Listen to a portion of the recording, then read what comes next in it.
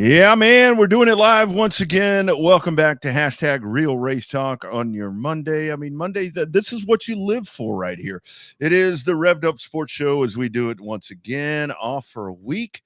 Took a little bit of a week off there just to give you guys a little idea of what you miss when we're not here. I actually had people that messaged me and said, hey, y'all quit?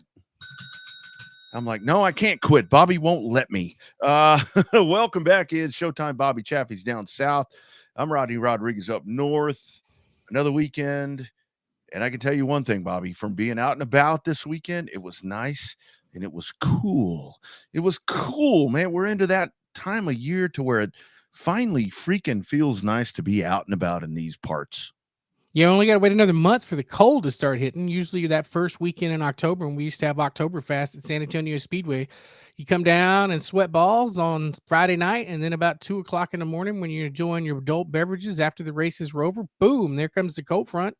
End up having to be bundled up the next night on Saturday night for the conclusion of Oktoberfest. So that's how I always judged the weather, was based upon when the weather was going to blow through right around Oktoberfest. So we got really lucky a lot of those years. So it's coming. I mean, a cooler day is a cooler day. I noticed it when I was taking the trash back in this afternoon that it was considerably cooler at 3 o'clock than it normally is. So, Yep.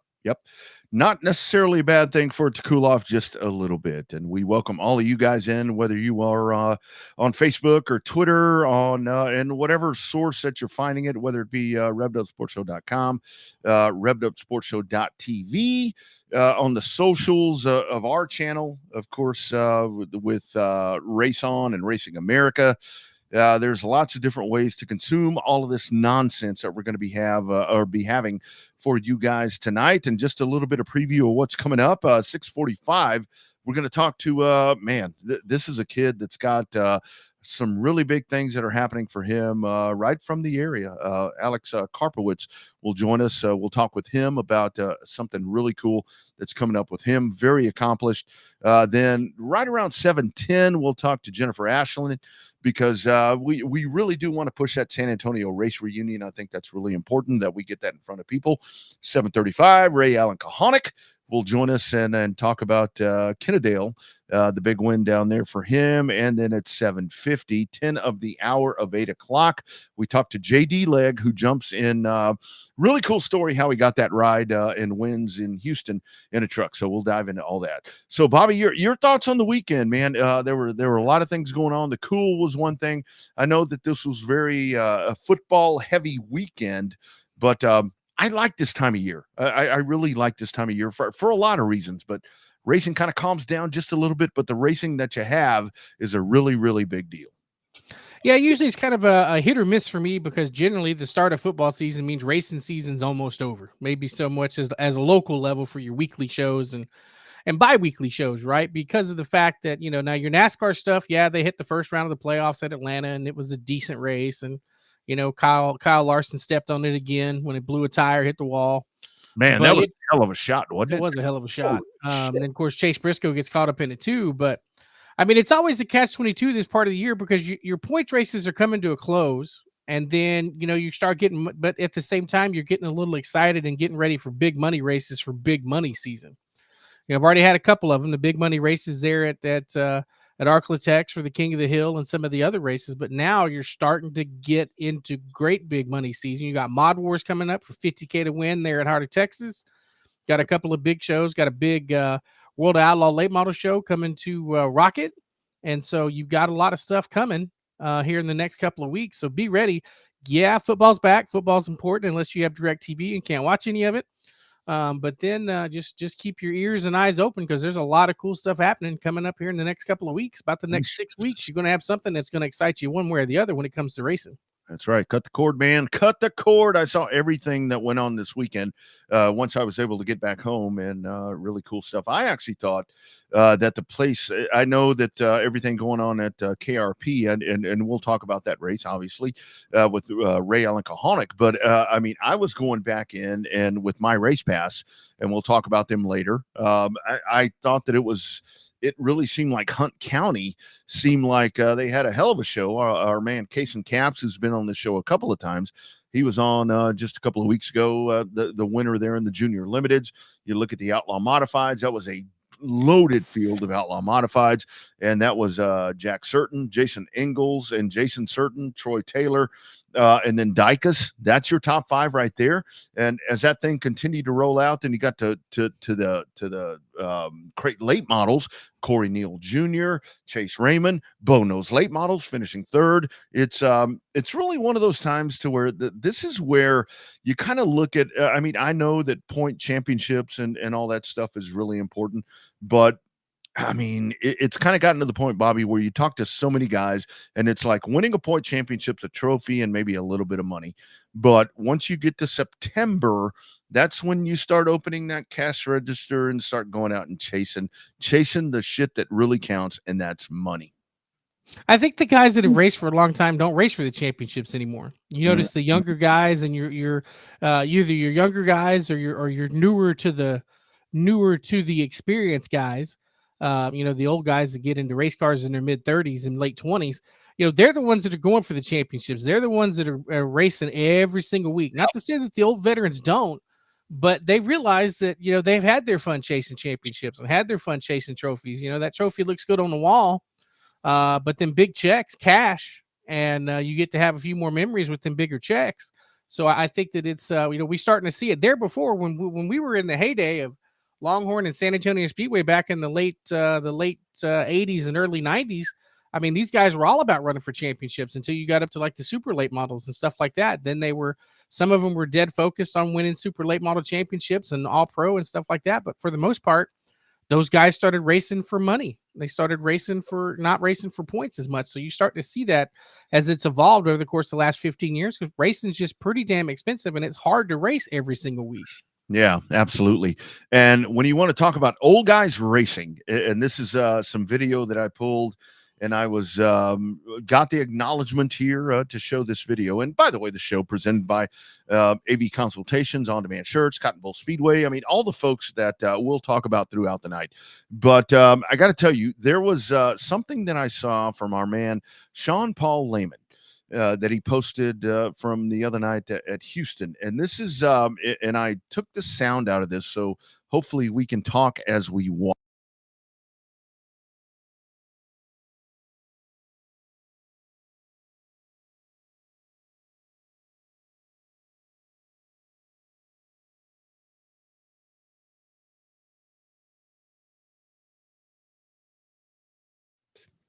We couldn't talk during that. I was hoping that I'd be able to show that and we could kind of break that whole thing down. But that right there, and we'll show that clip a couple of different times, because that's something that I want our folks to chime in and talk about when it comes to respect on the racetrack and the unwritten rules and all these different things. And look, I'm not here to tout the flag for Sean Paul and be mad at Patrick Villarreal. I mean, this is one of those things to where when you see stuff like that, it's like, okay, who's right, who's wrong, and these are some veteran guys that are out there going at it right there. And that just kind of tells you how gung-ho these guys are about racing right now. Well, I think that it comes down to, you only got a few more races to go there at the Palace of Power and at the HEP Oval. So I really think that, now, we've both been there, right? When you get towards the end of the year, you're starting to remember all the guys that cut you off, all the guys that wouldn't cut you a break. You got to remember that towards the end of the year, because I always said race car drivers are like elephants. They don't forget shit. And so they remember just the most little bitty detail. I mean, you've been there, I've been there. Somebody cut you off, you're ready to get them back. Somebody spun you out and you need to get them back. So you only have a few chances left when you get a chance to do that towards the end of the season. And not saying that was the case on this point, but it just looked like it was kind of extracurricular there, because I don't think the rules that we grew up with in racing is not the same rules that are out there now. It's not. You don't have the knock, who's there, hit him once, hit him twice, third time, get the hell out of the way. It's now hit him once, get him the hell out of the way, and move on. Yep. You don't have that gentleman's agreement, knock, boom, third time, I'm going to move your ass. You don't have the common courtesy of being in the door in the line anymore. It's like, I'm in front of you, so I have the line regardless of where the hell you're at, whether you're at the door, the quarter pound of the wheel, or the bumper, right? So it's just like you say all the time. It's like the way that we used to race has totally changed, and it's starting to show. and it shows up all the time, not just here, not just around the country, but everywhere on every level. Yeah. From the big boys at the Cup Series all the way down to the local guys racing Bandoleros and legend cars. And one of the conversations that we always hear is that especially after like the Austin Dillon thing, to where it's like people look up to those people and they're doing that. I mean, no, it's not that. I mean, it's not that. It's very much what you just said. It's a different mindset. But what I want to talk about with these two gentlemen, and I'm going to show this again. I'm going to show this one more time.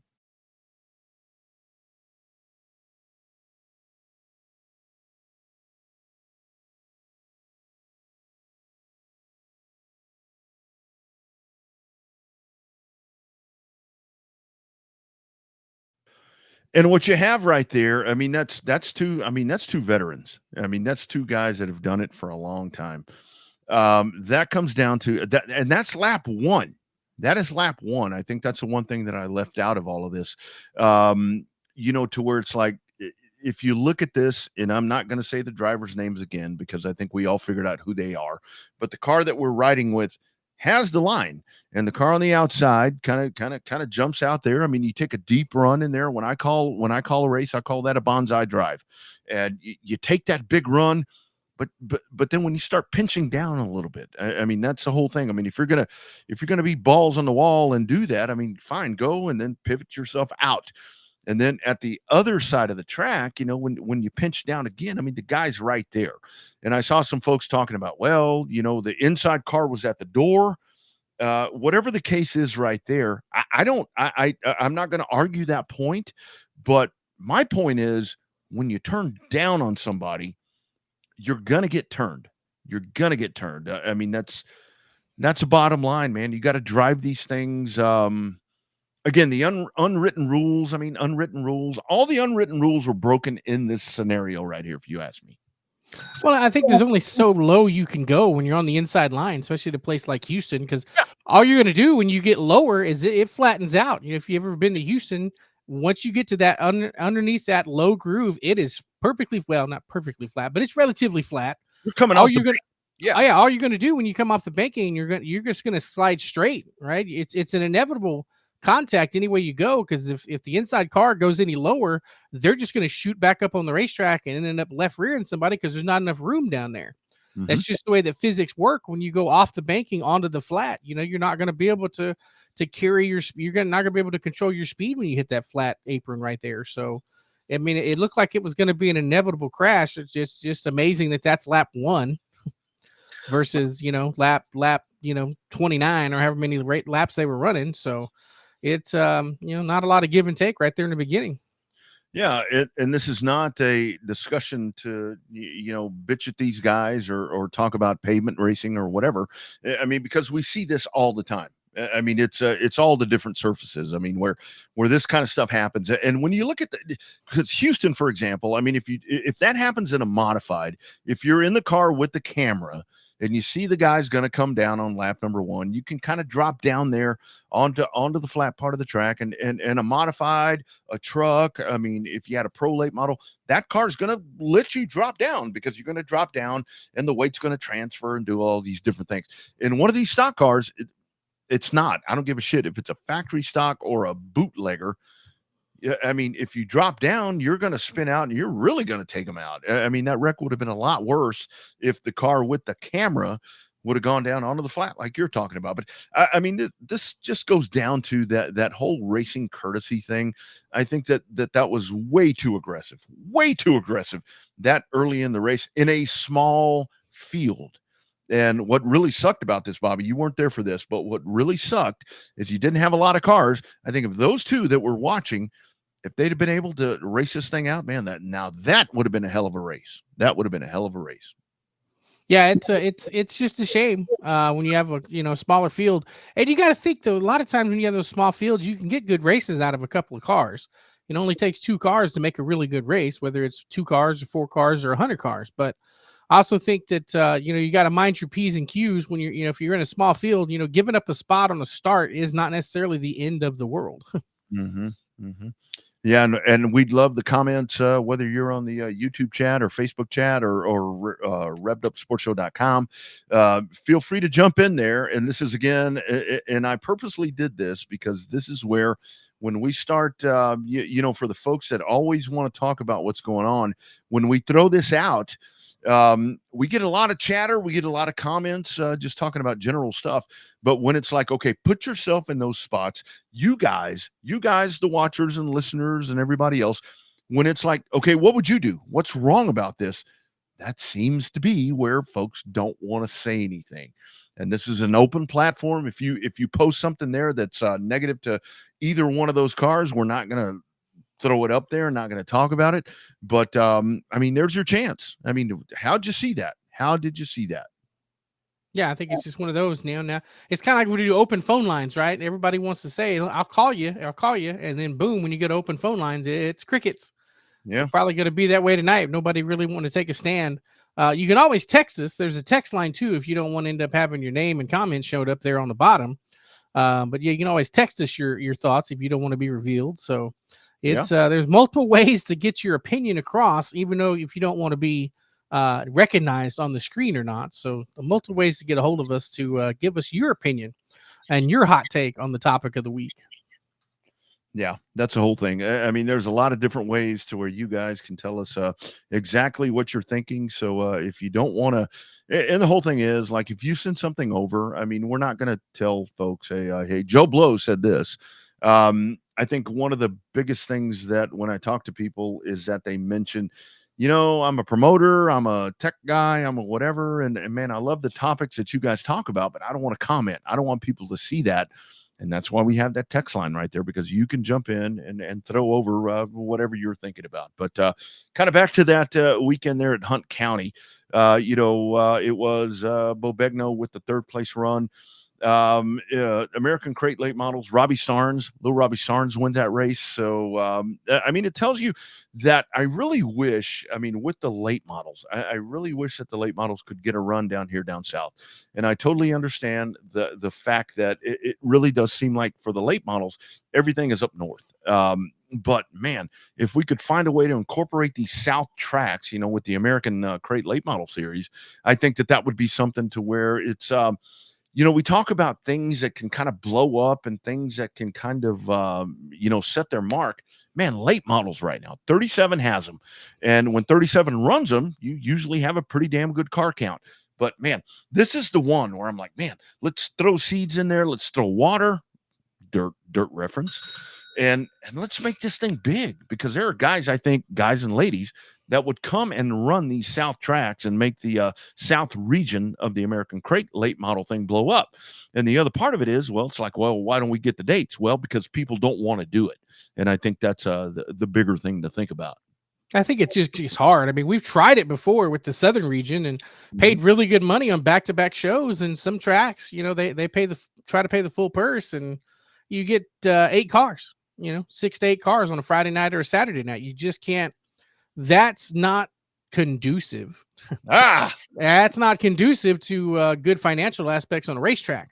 You got to have cars to pay the purse, and you got to have people in the grandstands to keep the place open. So when you don't have either, it's hard to justify spending that kind of money to bring in the late models. Sometimes we've seen late model shows. I-37, for whatever reason, has kind of the magic potion that gets those guys there. And it's kind of like, there's plenty of guys in that greater San Antonio area that have those, and you figured they would try to travel, but a lot of the guys that run late models at 37 don't travel. They're just kind of specifically wanting to only race there in Pleasanton. So nothing wrong with that. Nothing wrong with that at all. I'm not controlling somebody else's racing budget or somebody else's racing money, but if they wanted to tour, they've had opportunities to do so here in the past, in the last couple of years. And it just seems that as far as that Southern region, it just didn't happen. In that Northern region, though, that Crate Late Model North, man, they are rocking and rolling up north. Yeah, and that's a thing, because I know, like with late models, when it comes to Mississippi and Alabama, I mean, those guys, I mean, it is something where you can find all those little hole in the wall hidden racetracks. The night that I went to Jackson Motor Speedway for the All-American 60, I'm like, God bless America. Look at this place. I mean, it's late models everywhere. And That's a good problem to have, and that's where we talk about with the differences in regions, to where it's like down here in South Texas, it seems like what we do well is on dirt is factory stocks and sport mods, limited mods. But you look at some of those other spots, and man, the late models. That's the one where I'm like, my God, come on! I mean, let's grow these things. I think it could be massive.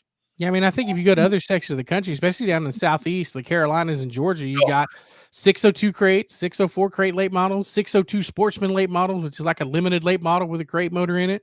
Yep. You got 4 or 5 classes of late models, just like down here, we've got 4 or 5 classes of modifieds. Yep. Or 4 or 5 classes of stock cars. So depending on where you go in the country, late models are big. Late models are where it's at. Not everybody can go and be the next Jonathan Davenport. Or the next O'Neal Jr. or Brandon Shepard. You're not going to be able to have that kind of run. Running from your local racetrack. Bobby Pierce is another one. So these guys are living their Saturday night dreams. And that dude's in stock cars now. Come on, man. Yeah. Well, I mean, which IMCA stock cars, no problem with that. I mean, I don't necessarily see that as a moving down or anything like that, because that's a real deal. All right, let's hop on here. Our interviews tonight presented by Audio Visual Consultations. It is Tom McKay and the folks right here in Round Rock, Texas, out my way. If you're looking for the ultimate home theater system, I mean, they will come in and set your place up just like they have done right here at my place, 255-8678. It is avconsultations.com. And welcoming for the first time right here from Spring Branch, right up the road right here. And this is where I tell you, young racers, if you want to talk about yourself, and there's stuff that Bobby and I are always trying to be honed into everything that's going on, but we can't cover everything. This young guy reaches out and he's like, hey, check this resume out. I'm like, holy shit, we got to get you on here, man. It is our man, Alex Karpowicz. How you doing, sir? I'm doing good. How are y'all doing? Doing well, man. By the way, Smithson Valley Rangers, Smithson Valley graduate, man. Back in the old days, back when we had leather helmets in Lockhart, we used to play Smithson Valley before you guys were the 6A power that you are now. So really cool when I saw that a part of your resume right there. So for you, let's talk about, I mean, you've got something really big coming up with USAC Racing at a very storied place, but we'll get to that in just a second. Talk about what you've been doing getting up to this part. So I mean, I am a micro sprint racer, just north of San Antonio. I've been running micros since about 2020. So this is what I'd say kind of my 4th full-time season. Started out with kind of a limited schedule my first 2 years, and 2022, 23, and now this year with 2024 have really expanded into more of like a full season, kind of like you were saying earlier in the show, championship hunting, racing every weekend. That's kind of what I've been up to these last few years. So I've actually been able to score 2 National Open Wheel 600 championships these past 2 years, 2023 and 2022. Set up for hopefully another one this year. Things keep going our way. But yeah, we've been running micros, did the national tour in 2022, both wing and non-wing, and lately been kind of staying around home, saving up some money so we can try and expand our career into more different types of racing, like USAC and whatnot. Absolutely. So before we get into the USAC stuff, talk about the car itself. I mean, a lot of times it's to me, it's kind of like that dwarf car mod light effect with the 600s, right? Because everybody's like, they're so tiny, they're not race cars. No.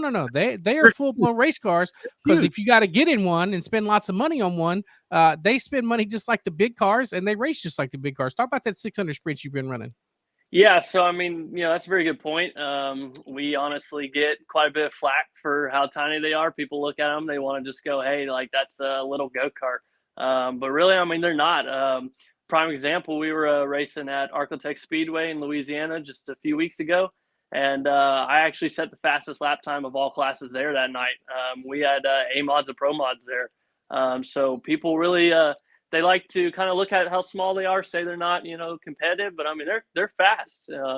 and yeah, like we've kind of got a restrictor class for the younger kids getting into it, but for the most part, I mean, our full-blown 600cc motors, I mean, it's guys my age, 20s, and we even got some, full-grown adults. But yeah, I mean, it's a 600cc motor. You got Suzuki, Yamaha are the two main ones. I got Yamaha. They're pretty much straight off like a Yamaha R6 crotch rocket street bike. There it is. That's what I'm talking about. That's where all the Yeah. power is, right there. And Oh yeah. kind of talk about the other part about that, because I did dwarf cars for a while, and one of the main things that we did, because we had the 1000s, the 1100s, and all that, and so for you guys, when it comes to talk about the weight of the car, the wheelbase of the car, and all that, because I think that's what folks don't realize when it's like these cars are that small. How do they go that fast? Because it's got a lot of horsepower for a very, very, very small, short wheelbase race car. Yeah, so I mean, our wheelbase is not that large. I'm not sure how it compares to a dwarf car, but I'd say it's probably a little smaller. But yeah, I mean, we've got like a sprint car. We got a big right rear tire. Skinny left rear really lets us drive it hard in the corner. And with me in the car, our car weighs at about 750 pounds. Holy shit!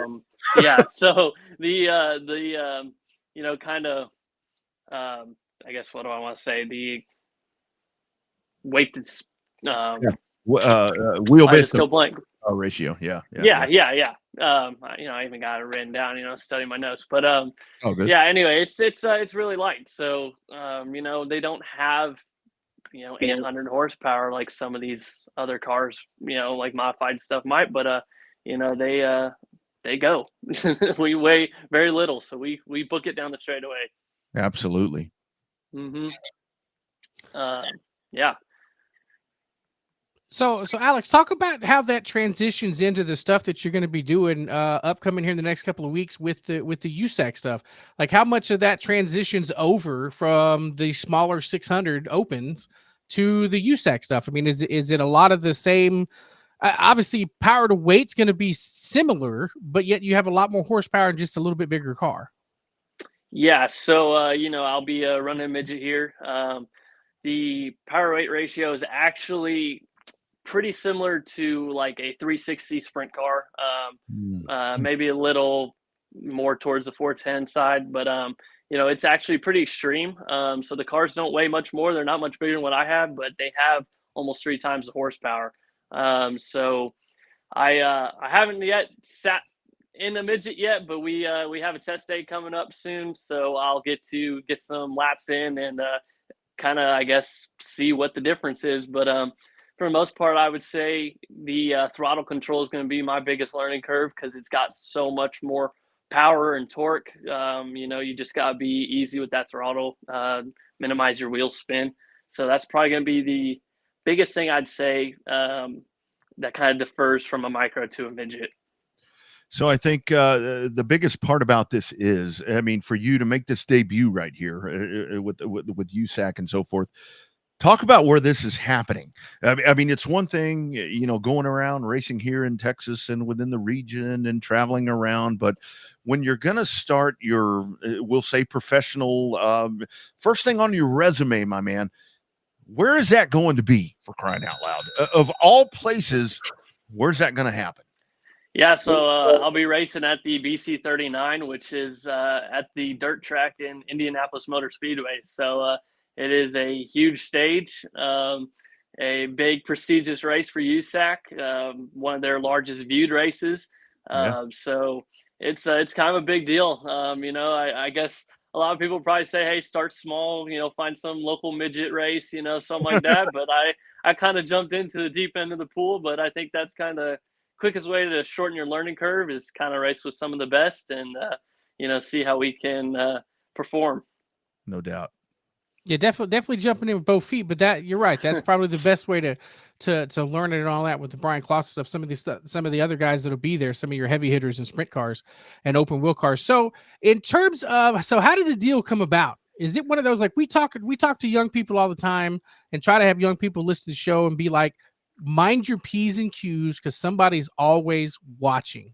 You never know if it's a potential sponsor, potential car owner, whatever the case may be, we always tell everybody that somebody's always watching. So how'd this deal turn out for you? Is it somebody just random that came up and said, "Hey, I like the way you drive," or somebody you know? Talk about how that deal came together for you. So really, it's kind of something. If you want to get technical, it was really been in the works for a few months. Now the deal came together within just a few hours, but it's a lot of kind of putting yourself out there, trying to make those connections, even if it's just as simple as kind of maybe contacting them about what it takes to drive for somebody, even if it's not necessarily the team you end up driving for. Just getting your name out there. I do this full time. I used to work on a ranch and quit that about a year ago. Now I do motorsports full time, racing, try to build a career out of this. So it gives me a lot of free time to kind of, work on these type of things. But for the most part, it was just kind of sent the team a message. Mount Stout Motorsports, so top team in USAC and really just the midget world in general. And got a response back, and we just kind of went from there and worked out a deal. Man, so Alex, is that one of those things to where, like, when that happens, I mean, do you have to have, I mean, do they ask you about sponsors in place and so forth? I mean, because I know that's a lot of when it comes to NASCAR and all that. I mean, that really drives a lot of it. I mean, the other part of that is you have the resume to back up whatever you tell them. I mean, you can call them and tell them what you've done. Mhm. How does all of that work out when it comes to this aspect of racing? And sorry about the name bar. The name bar, our stupid producer got it wrong. You're good. Yeah, so I don't know. It just I kind of just lost my train of thought. Sorry. You want to repeat that question? No, you're good. You're good. I just No. When it comes to securing a ride like that, I mean, because a lot of it is, I know on the NASCAR side and ARCA and all that, it's a lot of folks that they come and with money and all this, that, and the other. But like for yourself to get in there, you've got a resume to back that up. I mean, is that something that the team saw and they're like, we got to get this guy, we got to get him in our fold?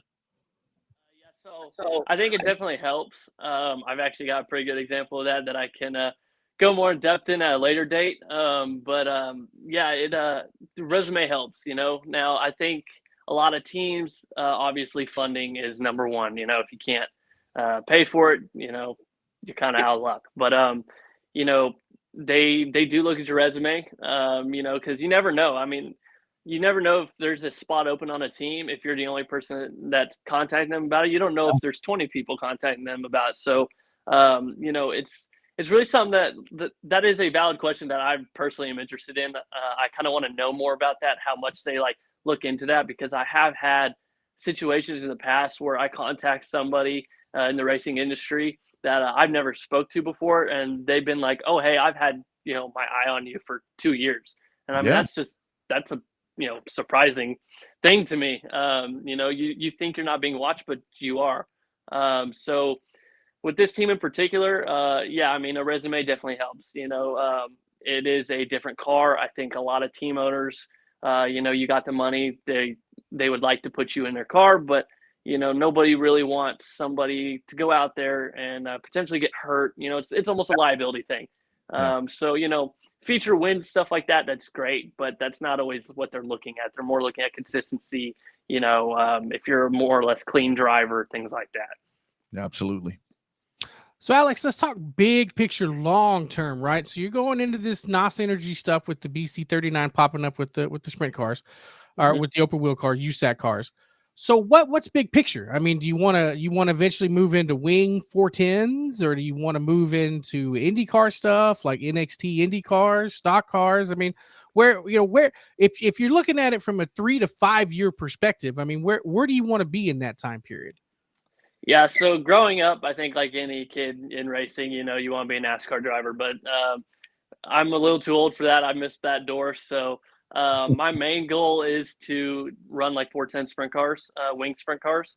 This is a great time to get into it with World Outlaws and High Limit. There's a lot of money in 410 wing sprint cars. So that is my ultimate goal, is to do that, whether it's driving for someone else, building my own team, whatever I can kind of put together. I'm trying to just take this next step into midgets and just try and get my name out there, get some seat time with a, more professional kind of field of cards, I guess. And, with some bigger names out there to try and help me get to that next step of wing sprint cars. Because, we all know, racing in general isn't cheap, but especially getting to that level, it only gets worse. So to make as many contacts as you can really is going to be a plus in my mind. So that's kind of what I'm trying to do, is just go up the ranks. People like Ryan Timms, Chase Randall, Spencer Baston, Buddy Kofoid, they all started in kind of micros and then went to midgets, and now they're all in 410 wing sprint cars as well. So that's kind of what I'm trying to do, is follow their footsteps. Man, absolutely. So BC 39 coming up at Indianapolis, September 26th through the 28th. I think the main thing, Alex, tell folks where they can jump on and follow you, because so much of this is social media driven. You get folks that they're going to hear this and they're going to want to dive in and follow you through this journey. Throw out those socials, man, because that's what it's all about these days. Yeah, so my Facebook is just Alex Karpowicz Racing, and my Instagram is Alex Karpowicz 72. That's just the number 72. So yeah, you can follow me along on there. I'm pretty active. I try to post every day if I can, every other day at the least, and we'll definitely have quite a bit of content coming up about the upcoming race, and while we're doing the show as well, we'll be posting plenty. And the race will be streamed on Flow Racing as well, so can tune in there and watch it all. If it's good with you, you guys posting stuff, we will share that. I think that's going to be really cool right here on our pages. And then after it's done, let's get a recap. I want to hear about the whole experience, man. I think it'll be great. All right. Yeah, well, I greatly appreciate y'all sharing. Anyone out there who's watching this, follows along. Shares are always positive, always encouraged. We're trying to, like I said, get my name out there, so anybody who sees it, that's a plus to me. So I got no problem with shares. I love them. Yeah. And we could definitely come back on after. Like I said, I got some more upcoming opportunities with some USAC, well, not necessarily USAC, but midget stuff coming up in the future. That like I said, I can't talk too much about right now, but I'd be really happy to talk about kind of after the race. We'd be getting closer to that time period, so we could talk more about that on another show. Yeah, absolutely. We'll do it again, my friend. Good luck. Thank you for jumping on here. Thank you for reaching out. And I guarantee you have a lot of new fans tonight, my man, that may not have known about all this before. Go get them. Do us proud, my friend. All right. I appreciate it. Thank y'all for having me. You got it, man. Take care. Y'all too. You bet. There he goes right there, Bobby. Look at that. Look at that.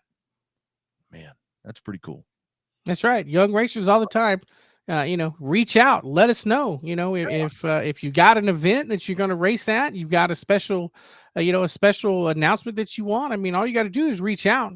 He reached out a couple of weeks ago, and we obviously took the weekend off last week. And so now we're working on getting called back up and get him on the air. But if there's something that you need, tracks are the same way. You got a big race, let us know, and we'll get you on the air to talk about it.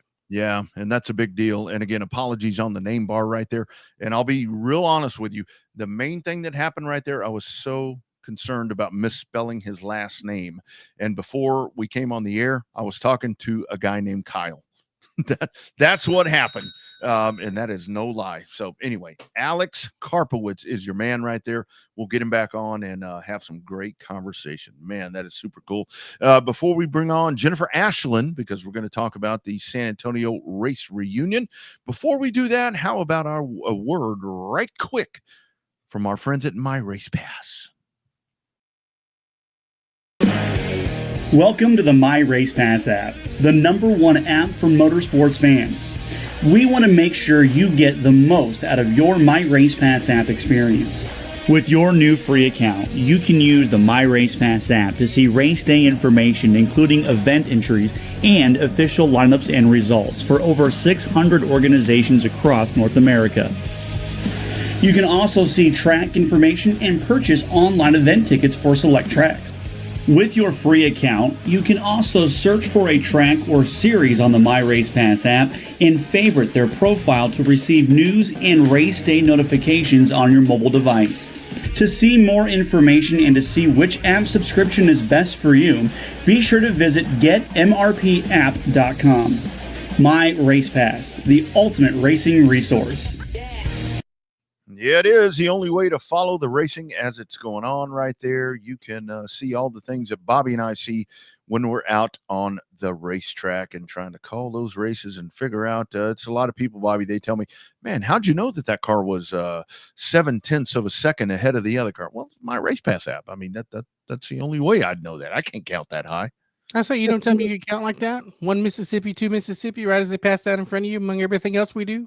Not quite. I can't quite count that high. Let's dive back in here on a loaded Monday. First Monday Night Football game of the week or game of the year, 49ers and Jets, but who cares about that? Let's dive in and welcome in our friend Jennifer Ashlin. Man, we got big stuff happening with the San Antonio race reunion. By the way, Jennifer, good to see you on Saturday night. Thanks for coming out to Houston. We appreciate that. Thank you, Rodney. Thank you. I had a blast out there. Honestly, I had a blast. We need all the help we can get. So thank you so much. Jennifer, before we talk about the reunion, talk about you. How did all this happen for you? A few years back, I started helping out Cindy when she brought the reunion in, and I was a fan at San Antonio Speedway. I was following drivers back then and looking at standing on the other side of the fence line, watching Tommy Grimes and John Kelly and the Davidsons and, Romers and Mayberries. And, I'm watching all those drivers out there driving and racing, and then the track closes and nowhere else to go on a Saturday night. And I was over at Texas Dirt Speedway, and, Cindy brought the reunion back and had some fun and bringing these drivers back together. And this year she's a little busy and things just too much. And I said, I'm going to do it. I don't want to see this go away. Mm-hmm. So that's, I do have a full-time race schedule myself. I do race sport compacts out at I-37 Speedway. And I'm thankful for having a place local and still close to home to be able to race at. Yeah, absolutely. So Jennifer, the one thing we've noticed over the years doing this show, when we bring in the Legend series and we bring in some of these old guys or more experienced gentlemen, if you will, the ones that we all remember when we were growing up, it's like they all have that same feeling like, oh, nobody wants to hear my stories. Nobody cares about me anymore. And it's like, dude, you don't understand. You don't have a clue as to how much you're being missed. And not only that, how much can you be introduced to this next generation of racers? They're the ones that don't necessarily know who you are, but they can be the next generation to inspire to be just like you. Talk about getting some of these legends involved in this event. Bobby, it's been a challenge. I'm not going to lie. To get some people's interest out there, they're questioning, who is this person? I'm going to tell you first and foremost, nobody knows who I am. Nobody knows Jennifer Kidd before I was Jennifer Ashlin. Some may remember I married Nathan Ashlin, which spent many a days on that front stretch at San Antonio Speedway. So they'll see Nathan and they know Nathan a lot more than they do me. I've been trying to go around and talk to some of these drivers, make contact with some of these drivers, and tell them, I would love to have y'all there because this was my childhood. And this was my childhood that influenced me to start racing. You can still influence others to still continue in motorsports. Yeah. As far as bringing in the legends, I mean, some of our legends are still out there racing. Yeah. I mean, they are. And I think that's one of the things like Bobby was talking about. You and I talked about this the other day, Saturday night, to where it's like, guys think that we don't want to hear those stories. But I think the other part of it where I think you have taken it to a different level, talk about the part, because it's not going to be so much about, and I think the format's going to be pretty loose, to where it's like things will be going on and, we're going to talk to drivers and do all these different things and hear their stories and all these different things. But a lot of this is to where what you're doing, you're taking it to a new level with scholarship stuff and all of that. Talk about that part, because we've got to get new blood into this, Jennifer. I mean, otherwise it's going to dry up. You know what I mean? The track is gone. Pan American's gone. San Antonio's gone. Longhorn's gone. Corpus is gone. We got to keep this thing going.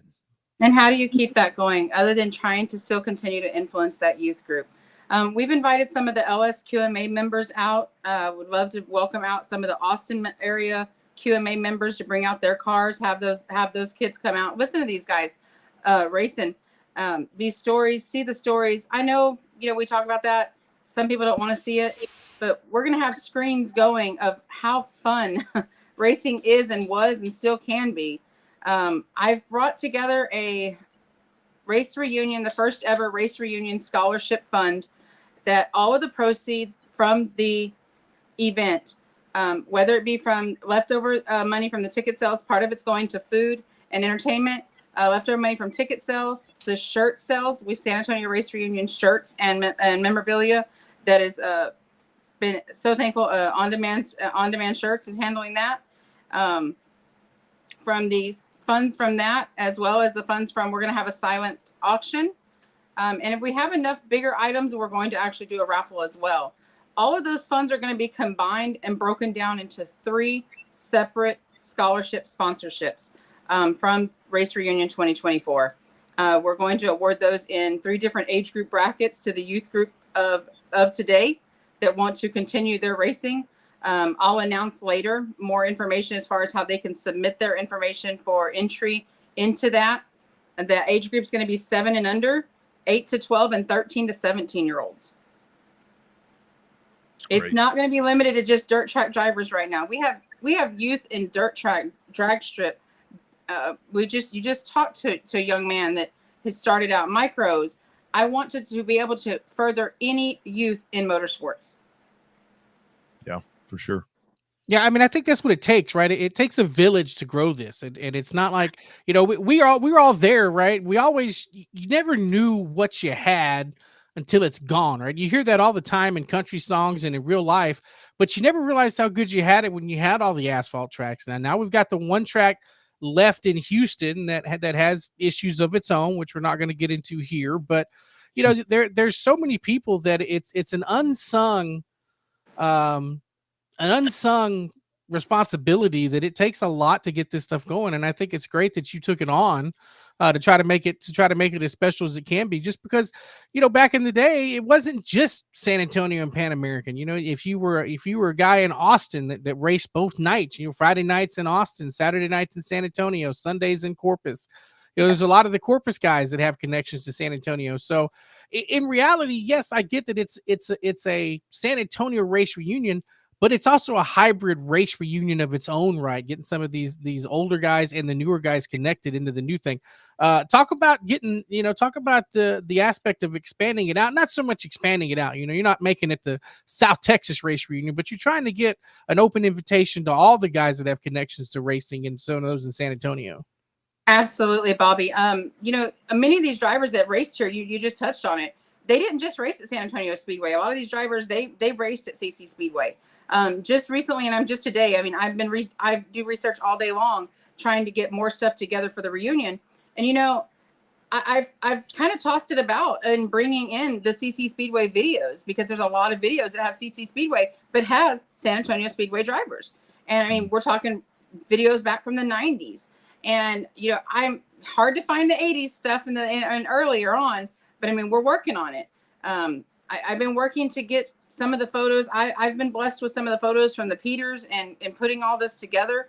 But this is not just San Antonio Speedway's race reunion. This is San Antonio Race Reunion. I want to bring together drivers from all aspects. Dirt track, some of our asphalt drivers have gone from asphalt and raced dirt and won championships on dirt now. Whereas, they didn't at asphalt. And it's been a challenge. It is to get the interest out there, but I'm grateful for y'all to bring it on. We announced it down at South Texas Speedway when I was down there a few weeks back, and that crowd was roaring for it.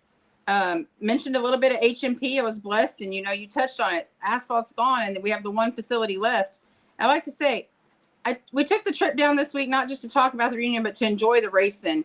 And Owen Pittman being an amazing promoter, to be able to put shows together, and then to be blessed with seeing that Terry Barden's still out there race directing, and these people know how to put a show together. But you know what? I just want to plug this real quick. drivers, if you don't show up to give the show, don't expect the people in the stands. And there were people in the stands, but not enough drivers out there. There was still a nice show, but I think the most cars out there was in the well, we used to call them legacies. But it was a great show, but drivers got to be there. You still got to show up, because you can't be complaining about a track not being there whenever you're not there. Yeah, don't get me started. Sorry about that. No, Sorry that's about okay. That's okay. I mean, I totally get that. You brought Rodney's soapbox for that, Jennifer. Yeah. I'm glad somebody else says it besides me and Bobby on here. So Jennifer, with the reunion, I mean, talk about that, because kind of the format's going to be, and I think one of the cool things that you're doing is because you've got, I mean, you've had folks that are donating things and so forth and so on. But I think the really cool part of what you're doing is that you're doing the silent auction, because I think that so much of this night needs to be the drivers, the characters, whoever it's going to be that walks up and has a story and wants to talk about it. And we're going to do the roll call of drivers. If you happen to be here and you race at Pan American or San Antonio or Corpus, whatever, let them talk. That silent auction, I think, is something, and tell people how to donate stuff, because I think that's something that can really generate some money in what you're trying to do right here. So if you want to donate something to the silent auction, you can get a hold of me. Y'all can plug my phone number up here in a little bit. You send me a text message. I'm willing to meet to pick up any items. You can donate directly to the scholarship sponsorship fund if you'd like. We have been blessed right now with some amazing sponsors and donors right now. You know, the facility itself is going to be, the race reunion Saturday, October 5th, 5 to 11. It's going to be at the Backyard Kitchen in Poteet, Texas. Backyard Kitchen, CNC Graphics, Cotton Bowl Speedway, 317 Awards, I-37 Speedway, HMP, Dennis Taylor, Mad Dog Racing, Fastlane Cupcakes, On Demand Shirts, Debbie and Roger Neer, Amy and Brad Hunt. They have all donated so far. And I mean, we've got a growing list. I've had people messaging me throughout today, just different items. And if you're interested, throwing in a piece of memorabilia, if you think you've got something laying around, whether, customized items, we have some customized items coming from Jennifer Jones and Mark Graff Racing, OPL Mechanical. So there's a lot. People are still getting in contact with me to donate. If you want to donate, you can also send a message over to San Antonio Race Reunion. But I prefer just kind of text me, and because that's the fastest way to get a response from me. That's right. That number is right there on our screen. Sorry about that. No, you're right. We have Dale Earnhardt merchandise right now that's going to be there. Some Rusty Wallace merchandise, some Winston Racing Cup Series merchandise, San Antonio Race Reunion customized merchandise. In the silent auction, it's gonna go until about 9 o'clock that night, just so we're not interrupting any kind of show. You can walk around, continue to bid on items until about 9 o'clock, and then we'll go ahead and award things out. You don't have to be there. If you attended a silent auction before, you'll put your name, your bid, and your phone number. If you're not there and you had the winning bid, I will be happy to call you and meet up with you to get you your items. Nice. I think it's going to be a barn burner myself. I mean, I can't go. I've got other commitments to go to that. I was looking forward to going, but had some stuff pop up with the rebirth, if you will, of Texana. So unfortunately, I'm not going to be there. But I'm wishing you guys the best of luck in terms of having it all together. Rodney and I'll get together, talk about a few things that might surprise you later, if it's possible for some of the Q&A portions. But I'll surprise that to Rodney later if he likes my idea. But the cool part is I think that once people understand what it's about, right? I think that's part of it. When they know more, they start jumping in with 2 feet. And I think as they know more, the racers have always helped out racers. We're one gigantic family. Yes, we argue. Yes, we bicker. Yes, we fight. But when it comes time to actually doing the right thing and getting behind people, we saw that with the Jamie Campbell deal. The whole racing community got together and got behind Jamie and his family for his accident. And it's like, I think the same thing's going to happen with the race reunion in terms of everybody starting to get on board and everybody doing it. I think that's a great thing that you're here, because it's one thing for us to throw up a banner up onto the screen. It's another thing to hear the voice behind the event because you get an extra personal touch to it. And so, we're going to continue to support it as much as we can. Obviously, Rodney's going to be there. So I think that the fact that once the racers start becoming aware of it, they're going to be the ones that are going to start jumping in with both feet. Yeah, and I appreciate that. Something else I want to mention that real important to me, and I kind of talked to Rodney about this and told him my purpose behind this. I am in the process of digitizing all of the photos that I did receive from the Peter's daughter. Once I have digitized all those photos, and the goal is to have them done within the next week, if not 2. So they will be done before the reunion. And once I digitize what I have, my goal is to put those pictures back in the hands of the family members of those racers, whether they've passed on or whether they're still with us. A lot of people have lost things throughout the years, fires, floods, and, just moving and losing things. If I can just put a picture back in somebody's hands, it means everything. I mean, for just a quick story, Saturday night at HMP, I walked up to John Heil and talked to John Heil, and I showed him some pictures I had of him whenever they had the Red Dog series out at San Antonio Speedway. And he says, "Can you send me those pictures?" He goes, "I don't even have those pictures." And I not only I sent them over to him in text message, but I've got the hard copies here. So, it's that just puts it back in the hands of the people that need it. I thought it was going to be him throwing a fire extinguisher. Well, he said he's got 2 ready, but they're about half the size than he used to have because he can't handle those big ones anymore. That's what I'm talking about.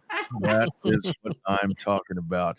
And I'll tell you, Jennifer, after you and I were talking and all the conversation that we had right there on Saturday night, I was thinking, when I was talking about getting a piece of concrete and all this stuff from the racetrack, I'm like, after the reunion, maybe we could get a cavalry together, go out there, break into the place. I mean, that's how you finish off the night, if you know what I'm saying. Everybody's it is BYOB, so you don't know how much intoxication is going to go on. People are going to be stopping by on the way back home. That's the biggest part. That's right. They got to get right past it to get to Poteet, don't they? That's right. Talk about that location, because I think that's the biggest part of it. I mean, it's one thing if you were going to do this and do it like in Helotes or in Bernie, but talk about the spot right here. And from you went live the other night. I mean, that looks like a happening little spot right there where this is going down. So let me tell you a little bit. I know there's not a person out there that doesn't know the name Beaver Stelzick. Brad Stelzick and his wife, they own Backyard Kitchen in Poteet, Texas. And Brad stepped up and said, "Let me host it. I'd be honored." And yes, Backyard Kitchen is one of my sponsors also. But the facility and seeing the work that they put in, into Atascosa County, their community of Poteet, Texas, the school of Poteet, Texas, Brad is there to support. And he's there to help and be there to support us as well. He wants to hear these memories of his dad racing just as much as we want to share them. Oh, and I get chills. I mean, it gives me chills, Rodney, just to think about the honor that it is to be able to have it at that facility. Because I've known that kid since he was just knee high. And to be able to see the growth that he has put in and the hard work. Yes, they've done a lot in renovations. They've put in 4 65-inch screens out there for us, knowing that the reunion's coming. So we have 2 screens that's going to be going with continuous video and 2 screens going with continuous photos. And they've got a stage. He's just a playground. There's kids tickets available. Tickets are $18 for adults and $13 for kids. It includes your meal and the entertainment. We're going to have Poor Man DJ services out of Pleasanton, Texas, going to be there also. And you on the mic, I cannot tell you how excited I am. It's going to be a night for the racers. Yeah. Should be a good time. So, Jennifer, before we let you go about the racing aspect for the reunion, let's talk about these new gigs you keep popping up as, trying to do some announcing over there at I-37. Sometimes it's not as easy as it looks, but it seems like you're kind of catching on pretty quick. It's fun whenever it's the dirt. And I can tell you, because I've been around the dirt, I've been a fan all this time. I've been watching from, all the tracks, and I felt natural in it and got on there to help out Chris Workman when the E-mods came. And I went with it. And I'm going to tell you, how I know what to say and what to do is by listening to, 2 of my heroes is Rodney Rodriguez and Milton Hope. Mm-hmm. I mean, Bobby, I listened to you up at CTS for a while, but I mean, it was just Rodney and Milton have just kind of paved that way and got on there and just did what I did. and did a little bit down in South Texas Speedway. Rodney was unfortunately unable to make it, and I sent a message, and no offense to anybody, but the previous time that Rodney wasn't being able to be there, Owen kind of had his hands full, and I want to help wherever I can with any racetrack. So I mean, if I'm not on that track racing, I want to help if I can.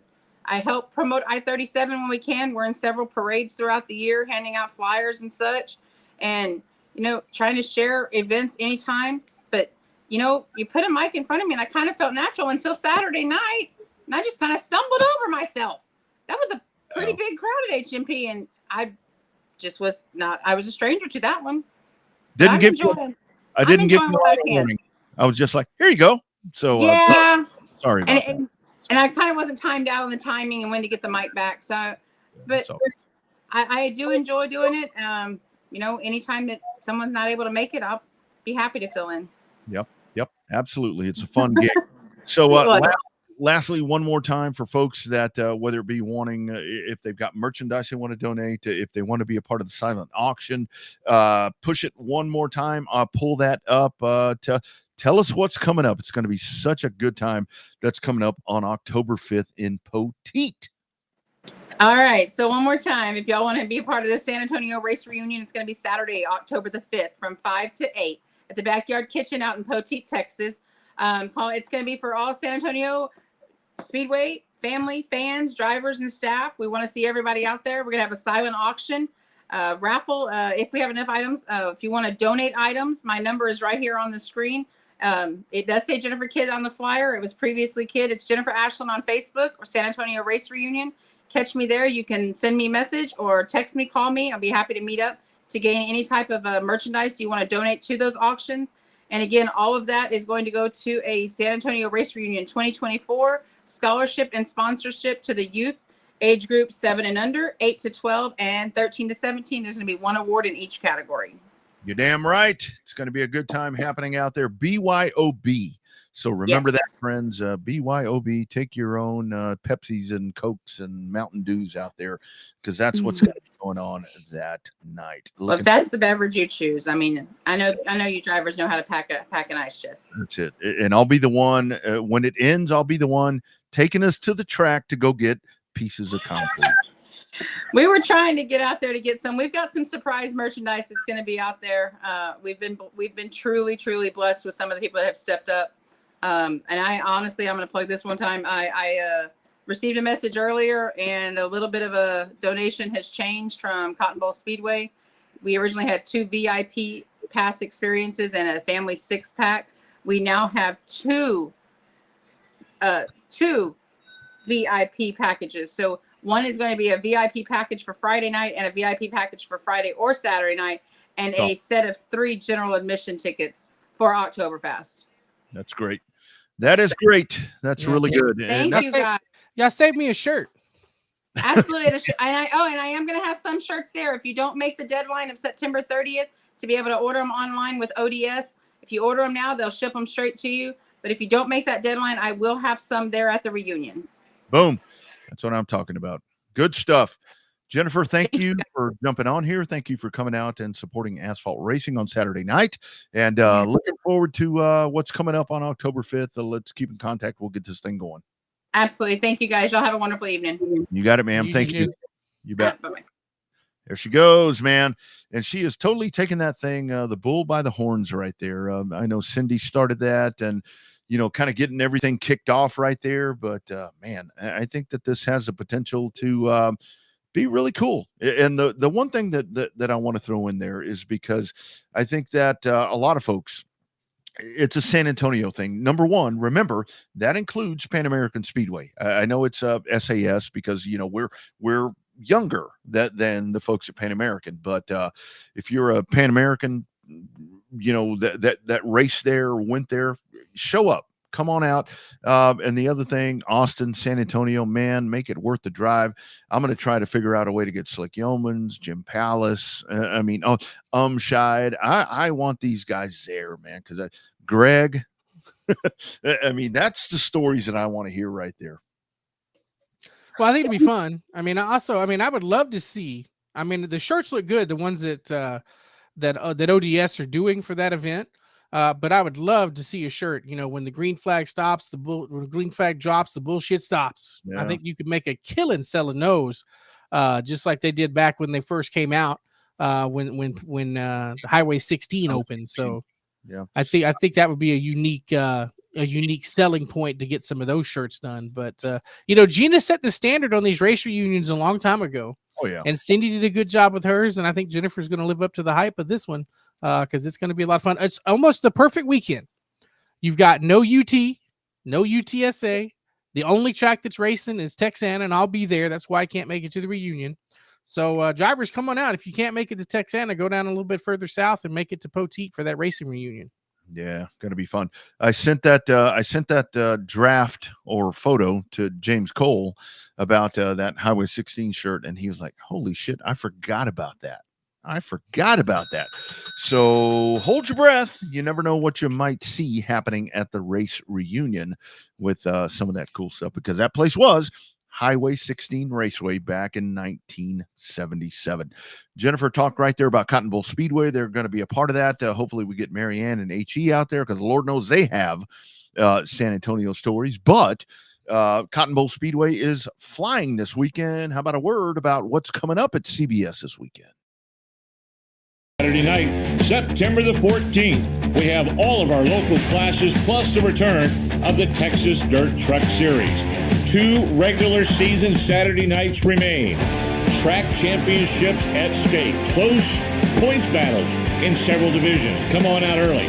Gates open at 5. Racing starts at 7. Family-friendly atmosphere. Great food, souvenirs, and great racing action. Who is going to get closer to a track championship at Cotton Bowl Speedway? Let's find out together. Saturday night, September the 14th. We'll see you there. Green flag, green light. Let's go racing.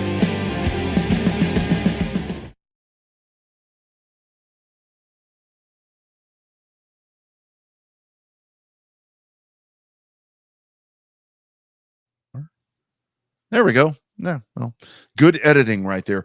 You can see how I pull that commercial. Also, another one coming up for our friends on Racing America. We've got a huge one coming up with the UARA. How about a word about that one?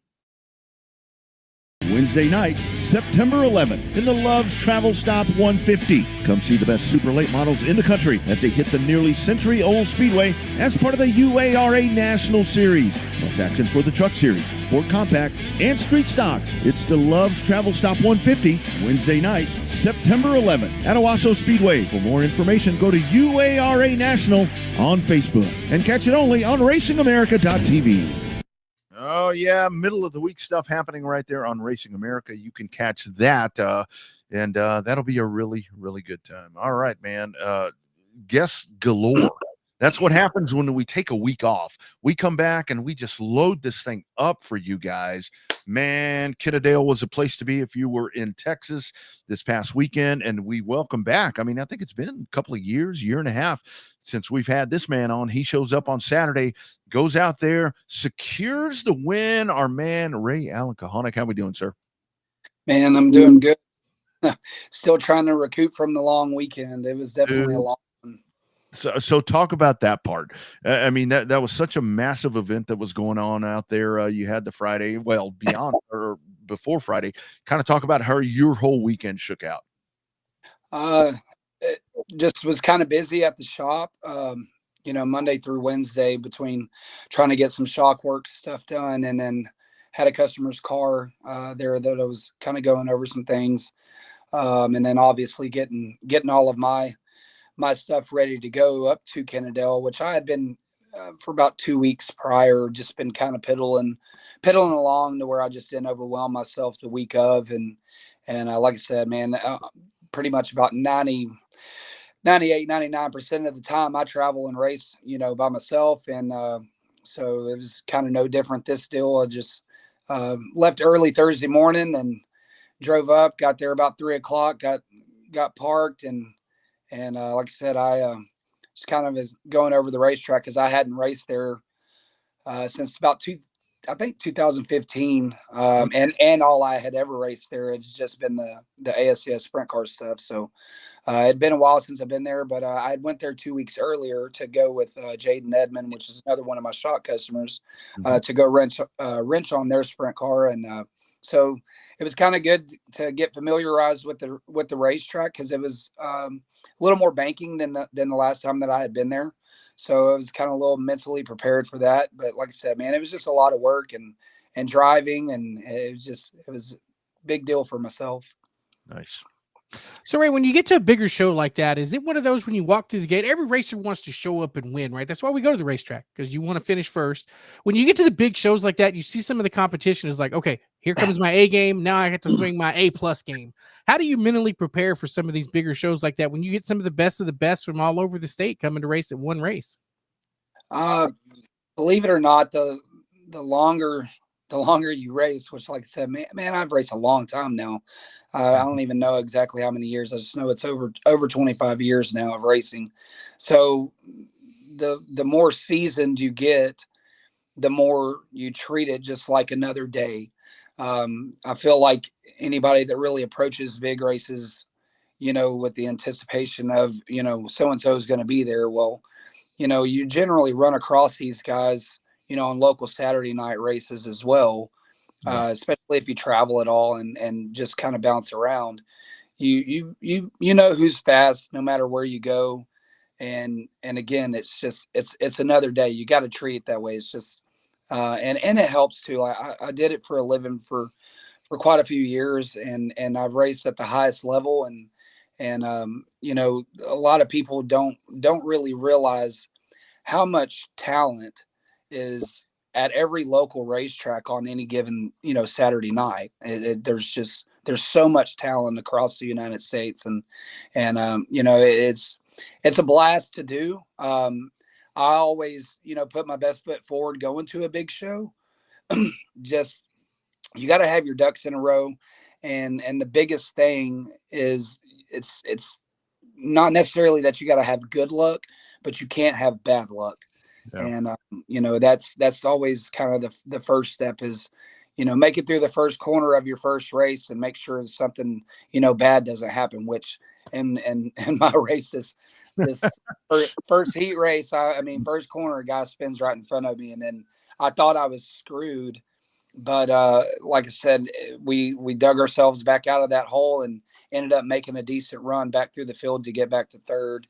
And then there was a DQ or something that moved me to second. So that helped tremendously on the points wise.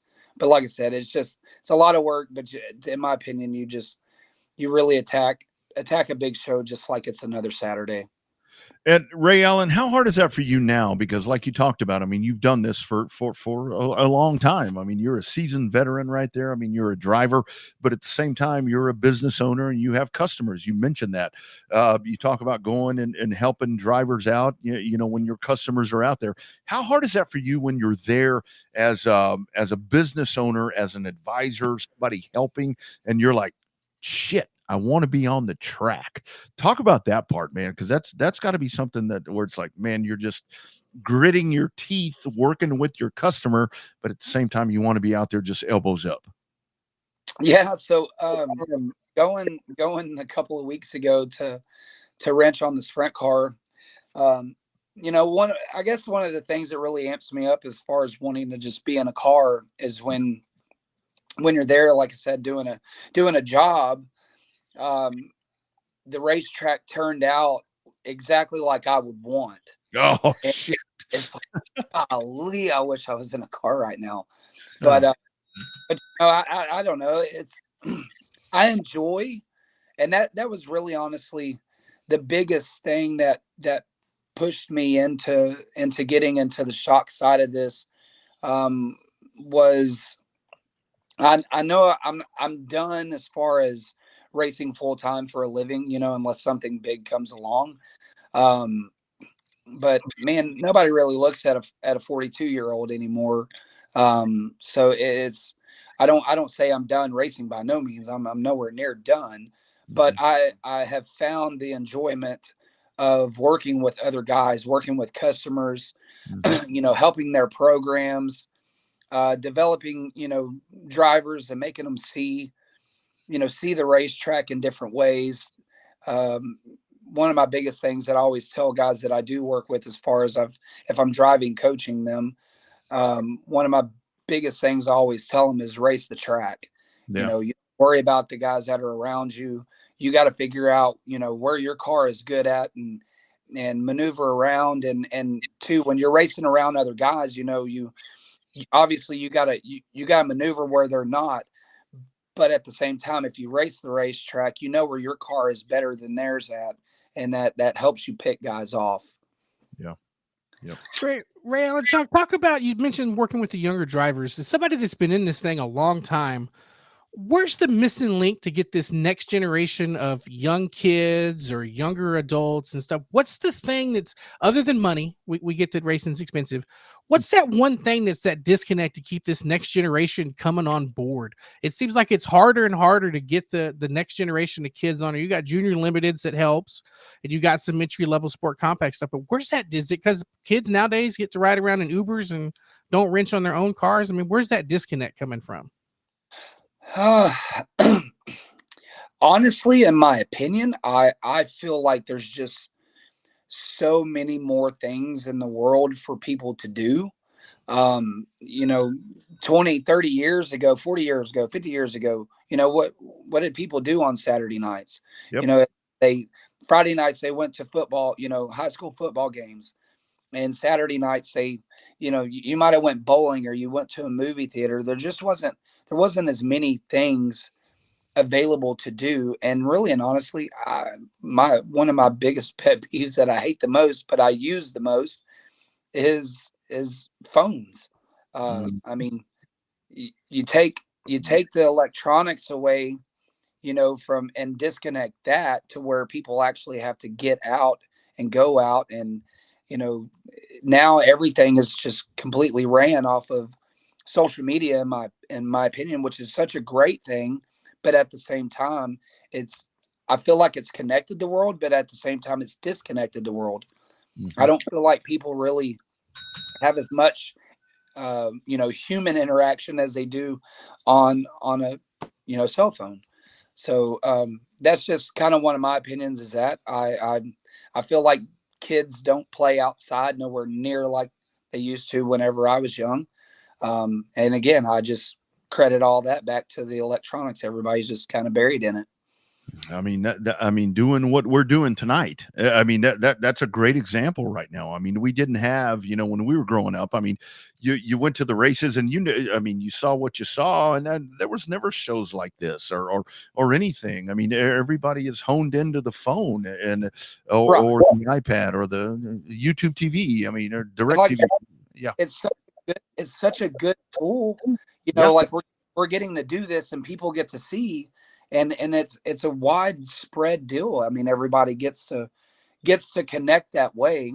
But I feel like because it is such readily available, and now everything is so, social media driven, it just, kids have so many games and whatnot just on a handheld device that they can carry around with them anywhere they go, like a lunchbox. And that's what I can't stand it, but you know what? It's just the way of the world now. And like I said, I use it all day, every day, dealing with customers and everything else. So it's such a good thing, but at the same time, I feel like it's bad. Yeah, we're lost without it. So Ray Allen, lastly, so you go out there. I mean, you beat Dean Abbey, you beat Tommy Williams. I mean, Garin. I mean, the list goes on and on and on about beating the guys that you beat on Saturday night. When are you going to get behind the wheel again with these big shows that are coming up? I just try to follow along, and as soon as I see a flyer for one, I do communicate with a lot of the promoters just to try to keep up with when races are. I know Mr. Lopez told me that I guess they got another one here in a couple of weeks. I know we got some stuff coming down the pipe, down here in South Texas. Obviously 105 Speedway will have their two big shows. And then of course I'm trying to squeeze in some of these mini sprint races with James Parks. Like I said, I've been racing that car and stuff with him, and be honest with you. I love open wheel racing. I can't get enough of it, but it's just, like I said, I still actually have all of my sprint car stuff, and it's just sitting in just the cost of going and running it versus, what the payout is. The payouts on that stuff is still the same in the 360 stuff as it was when I started racing. So the cost of everything has grown and the purses have not. So that's why I like my limited. I call it my little money maker. It doesn't cost nowhere near the money to run it. I can actually go race it by myself. And like I said, I enjoy every form of dirt track racing. I don't care what it is. I'm a race car whore. I'll sit in anything race. I love to race. But like I said, James, Thunder Road Podcast, like I said, he's giving me an opportunity to run that mini sprint. So that's been kind of my open wheel fix, racing down there at Gulf Coast Speedway. Man, they have made that racetrack so badass. It's so fun to race. So I'm trying to elbow him like, hey, Bubba, let's go race some. Yeah, that's it. Good stuff, my man. Way to go Saturday night. The whole weekend, man, because winning over there, I mean, in that thing, that's a big deal. I mean, that was a huge lot of cars, brother. A lot of cars. I enjoyed it, man. It was definitely a fun weekend. One that'll go down in the books. That was my first, I guess, if you want to consider it a national win, an IMCA national win. So that was pretty neat, and also kind of one of those deals of it paid good money and made me happy about coming back home to see Chelsea, and told her, hey, let's go eat somewhere. She's like, I think we should just order food and hang out at the let's go to Sonic. I like that. Yeah, let's go to Sonic. There we go. That's what you do right there. Yeah. What you do. Don't forget, Texana's coming up on the 21st. We'd love to see you down there. Right. Yeah, I see that. I gotta look. I don't remember if we had something planned that weekend or not. But yeah, no, I've seen that they're going to have that race, and I think there's one more after that as October well. 5th. Mm-hmm. Yeah. September 21st and October 5th. We'd love to see you down there again. Yes, sir. Yep. Good stuff.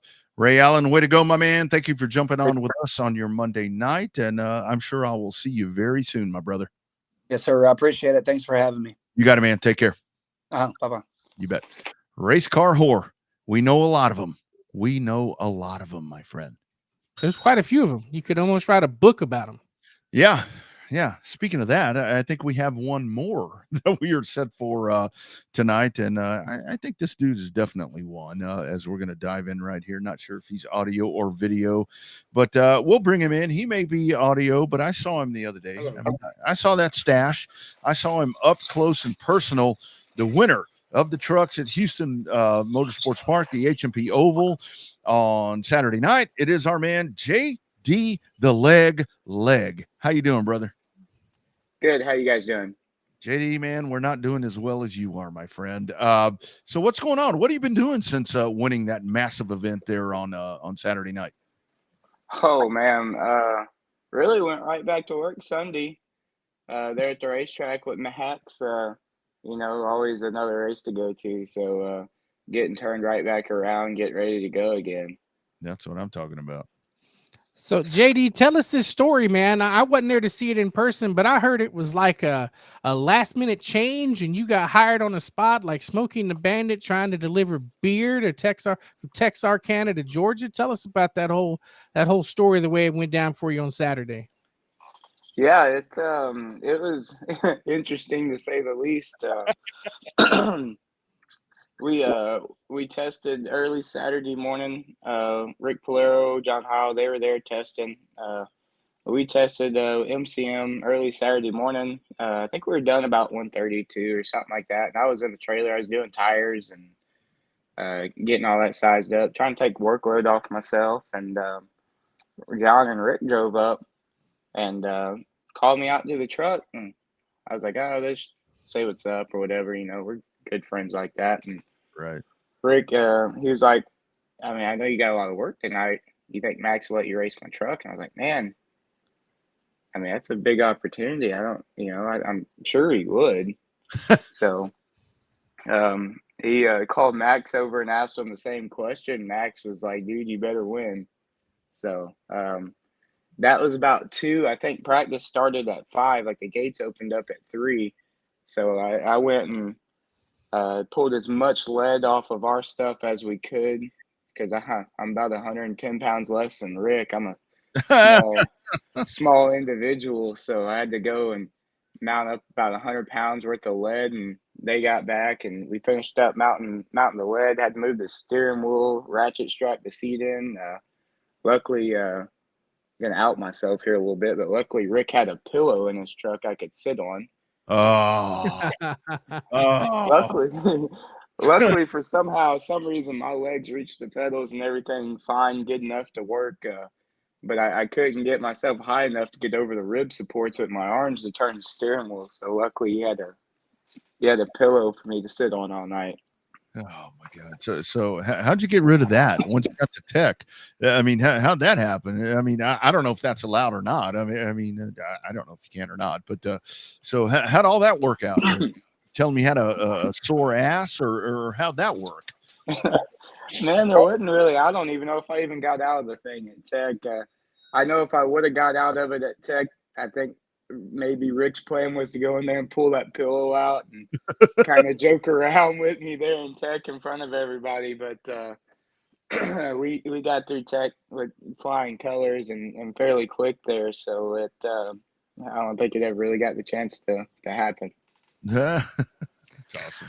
So JD, I noticed you had your driving suit with you to take that picture on a pretty clean MCM Racing Development driver suit. Is that something you keep with you every week just in case somebody happens to ask and say, hey, jump in this thing and go kick some ass? Or is that just a coincidence that you had it with you where you're able to go and bring out your driving suit and all your gear to get in that race truck?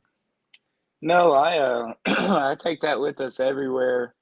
It stays in Max's toter, for the reason, I guess, of that. And then, I like to have all my stuff there. That way, in case any of our drivers, like they lose something of theirs, or, someone needs to borrow anything of mine, it's in there. So. Yeah. Never a bad thing to have with you. I do want to ask you, JD, let's talk about Max. I mean, Max is a good friend of mine. I mean, full disclosure. I mean, we like to chat it up and have conversations. Talk about just kind of the program there. I mean, your role with him. I know he brings in a lot of great drivers from Brazil and Mexico. I mean, you had another one. Esteban was there the other night. Rodriguez. Kind of talk about how everything works with MCM and your role in all of that.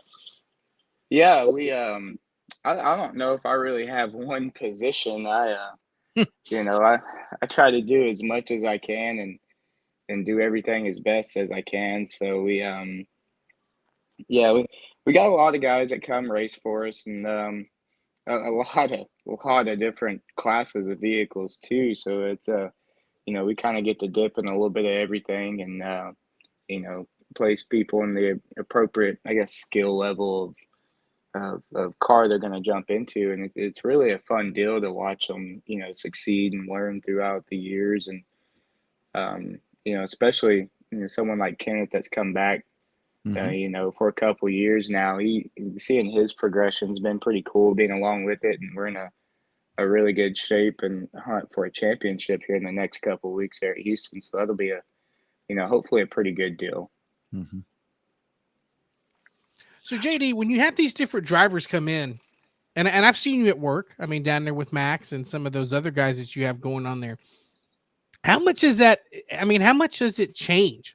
I mean, how hard is it to get the trucks and the modifieds and stuff set up? Because everybody wants it a different way.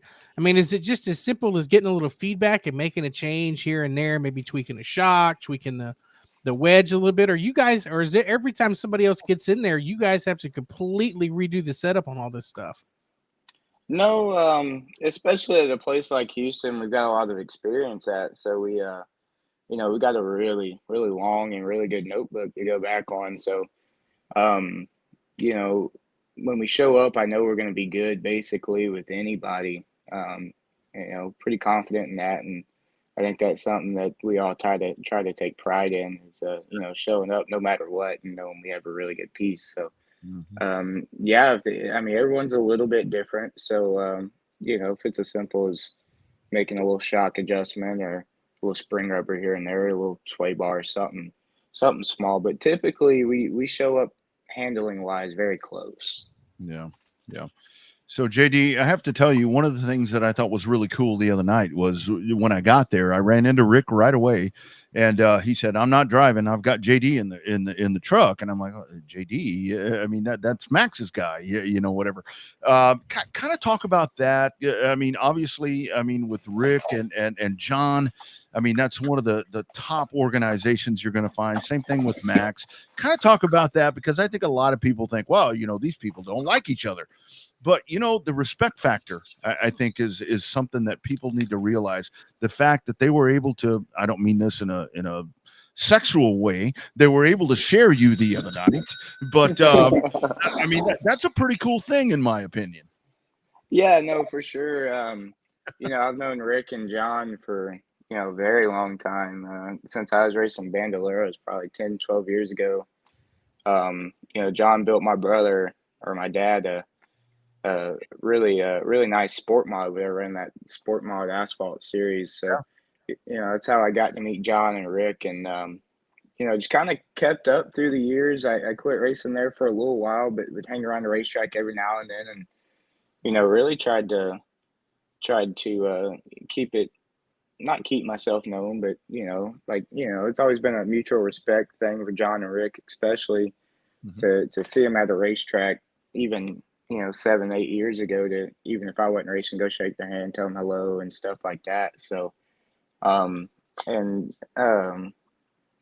I feel like a lot of the opportunity came with that. And then a good portion of it too, it'd be because of Max letting me, you know, will that outlaw and all that stuff this year, and having some good runs in it, and, some good clean runs with it, especially the last race, you know, running side by side with Rick's car like that, as clean as we could, as hard as we could. So I guess in a way, the two of them together really helped me out, I think, in the best way possible.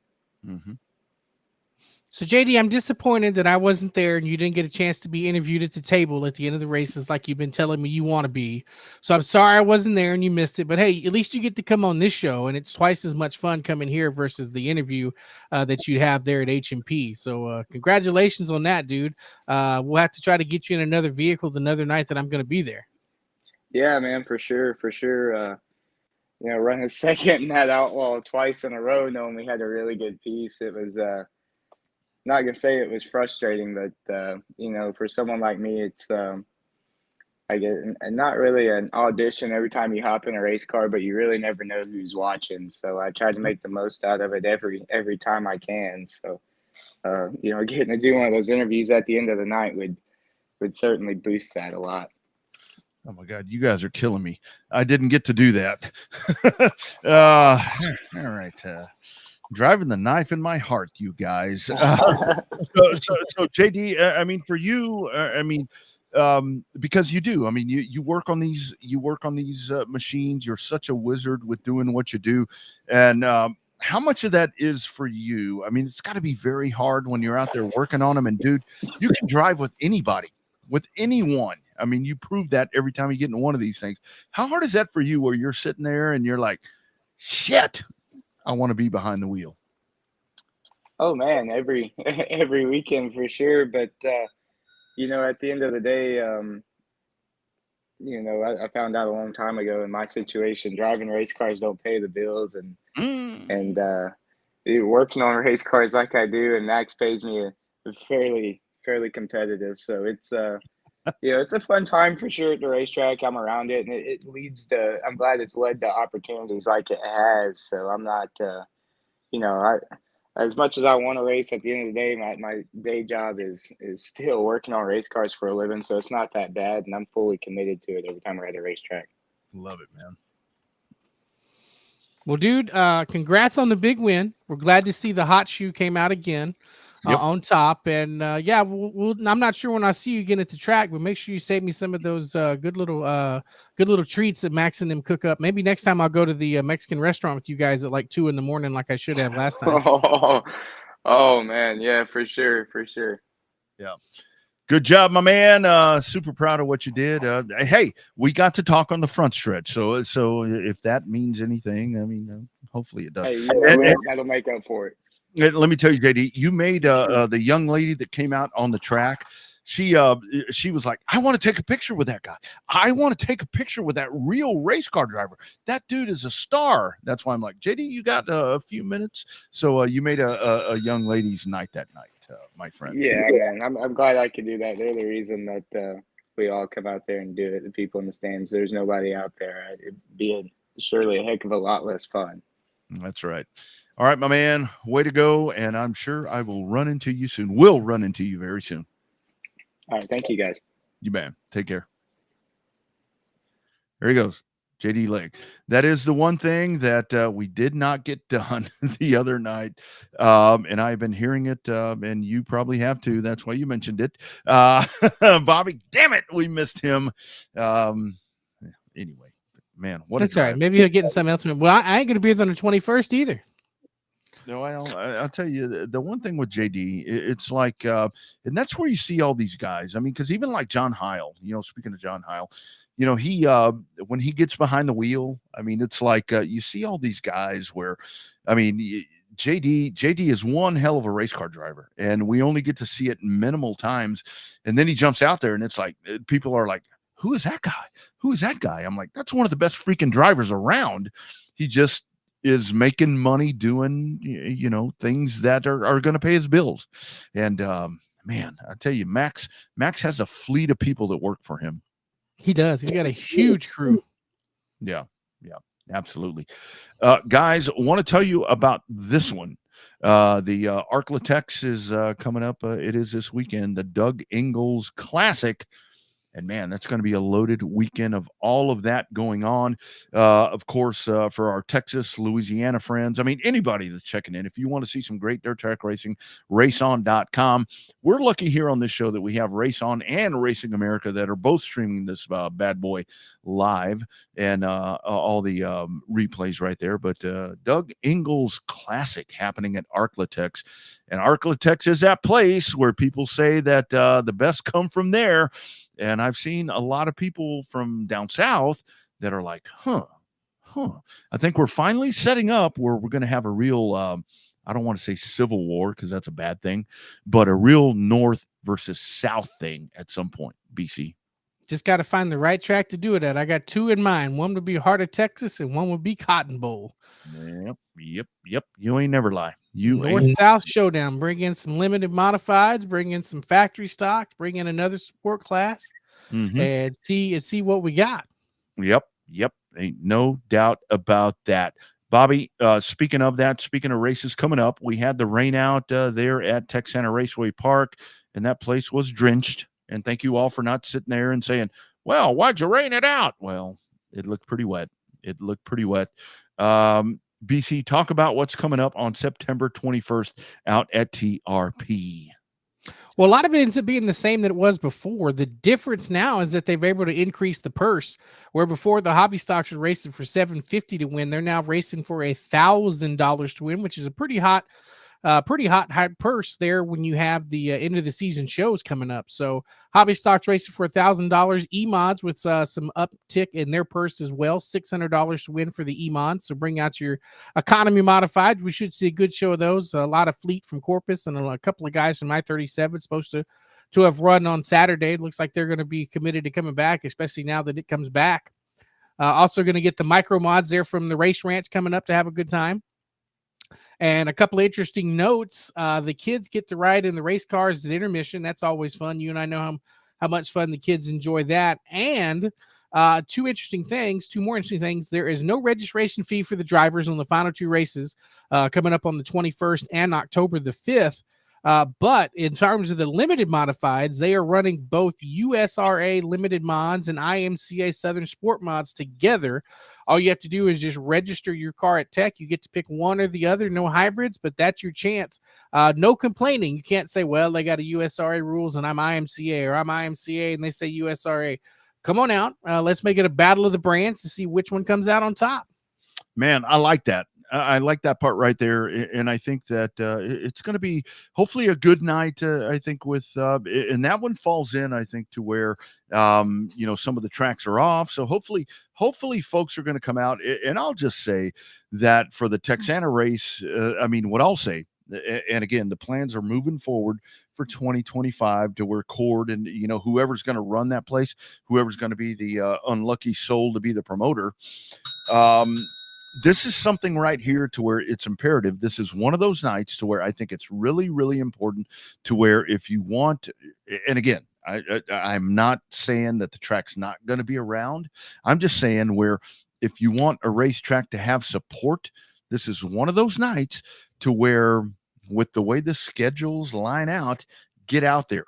If you want the place to succeed, show up, show out, the stands, the pits, man, here's your night. Show how great Texana is, because that is a great little spot. Yeah, it's a fun little racetrack. I mean, for one thing, and we were talking about with Ray Allen earlier about how to get the next generation involved, and he said there was so much stuff to do. I think that the Texana was one of the tracks that benefited the most from the pandemic. Yep. Because there wasn't anything else to do. You had all those small town people bored out of their minds. They couldn't go to Victoria and do anything, couldn't go to Port Lavaca and do anything. So they decided to come on out to the racetrack on a Saturday night. We saw that in abundance all over the state, as Texas didn't have the restrictions that some of the other tracks had. So racing was able to be back on everybody's mind. I think now that everything's opened back up a couple of years later, racing has gone to the back burner. It's always a challenge when you try to race against college football and the NFL and high school football on a Friday night. That's why Waco's wrapped up and done. But I also think that, it just becomes a challenge. You got 2 shots to get it right. September the 21st and October 5th coming up in the end of 2024 before we end up getting the news about who's taking over. But it's a chance, like you said, show up, show out, and have a good time. I'll be there. Fortunately, I will miss Houston again, but they need me down there at Texana. So Chris Workman, who was going to fill in for me from I-37, is actually going to do some stuff with the E-Mods because he's a big supporter of that class. So we got a chance for him to do the support stuff for his track with his brother and his car. So it'll be a hell of a lot of fun. I'm looking forward to it. So best of luck to you guys over at the HEP Oval, but I'll be back at my home track at Texana. There it is. Final thoughts. NASCAR yesterday, Joey Logano moves on. You had an Atlanta race. Entertaining. For the most part, what I saw. But, man, I thought that we were going to have somebody come in and spoil the playoff party. It didn't happen. Logano moves on. That dude is solid. And I think you have to, he may not be the dominating driver, but you have to always know that he's going to be right there, and he's going to find a way to win one of these races in these final stages, segments, whatever you want to call them. He's going to find a way to punch his ticket. I have no doubt that he will be in the Final Four. He will find a way to win. It's going to be interesting that next round. Although the only problem is that we talk about the September 21st stuff that goes head to head against the Bristol night race, but you could TiVo the night race and DVR it and come on out and enjoy some great racing action. But you got a unique event with this weekend coming up with Watkins Glen being so late on the schedule. Yep. It's going to be an interesting show. I think that it opens the door wide open for SVG to get another win there in the Xfinity cars. He's supposed to run the Cup car too there at the Glen. So that'll be fun to watch him wheel the Cup car and the Xfinity car. But that is that's going to be a wild card. Then you got Bristol on a Saturday night. The Bristol, Bass Pro Shops night race. It's one of those, I wouldn't say it's necessarily a crown jewel, so to speak, but it's a race that everybody wants to win. Especially, it's the ones that you can just mention something simple. You say 500, about the Daytona 500. Yep. You mentioned the 600, and that you don't call it the Coca-Cola 600. You call it the Southern 500. You're boom right there with Southern 500. It's an event there at Bristol coming up in a couple of weeks where it's just called the Bristol Night Race, because that's what it's all about. I think the fact that it stayed a cutoff race in the NASCAR playoffs, I think is good. I hope it stays there for a hot minute. And I think it's good. It's good for the sport. I think the last couple of races they had after the Olympic break, Daytona was good. I thought it was outstanding to have Darlington there as the regular season finale. And you've got some shaking up to do there at Atlanta. So, we mentioned it before, this Rockingham deal with the trucks and the Xfinity series pulling a doubleheader Easter weekend, Easter Saturday. What the tracks have done is that Darlington proved that if you build it, or if you fill it, they will come. That's how Darlington was able to get a second race date back on the calendar, because the Southern 500 was damn near sold out, and that spring race, the 400, the Goodyear 400, was damn near sold out. Same thing with Atlanta. Remember when Atlanta was going to get kicked off the schedule and they were only going to run one race a year, and then they ended up getting two? And granted, yes, the race came from Kentucky because of all that legal stuff happening in Kentucky, but those race fans showed up and showed out at Atlanta, especially now that it's a mile and a half super speedway. So that's definitely changed a lot, but it has the opportunity to be great. So, Rockingham's going to be a race that people's got to have race weekend. People going to have circled on their calendars, because that is a pretty damn big deal to get Rockingham back on one of the big three schedules there in 2025. Yeah, and I think kind of with the whole Atlanta thing, where they finally figured out, and maybe a lot of it was, with the configuration change and everything that happened right there. I think what finally happened was that they scheduled those races at a better time, and that's the hardest part of all of this. I think that we have, in our spot right here, when it comes to COTA, I think that's March 2nd of next year. It's going to be cold. It's probably going to get rained on, but I will say that that's going to maybe hurt the crowd count.